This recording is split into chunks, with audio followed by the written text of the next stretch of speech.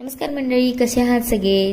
तर खूप दिवस झाले तुमच्यासोबत काही शेअर केलं नाही, म्हटलं शेअर करावं. तर मी निघाले बँगलोरला. पुण्यावरून ट्रॅव्हल्स बुक केली. तुम्हाला तर माहितीच आहे की पुण्यात किती सारा पाऊस चालू आहे. तर अशाच पावसात मी निघाले बँगलोरला. खूप छान व्ह्यू वाटत होता बसमधून, पण बाहेर खूपच बिकट परिस्थिती होती पुण्यामध्ये. आता मी निघाले आणि खूप भारी वाटलं बसमध्ये बसून. छान असा प्रवास झाला माझा.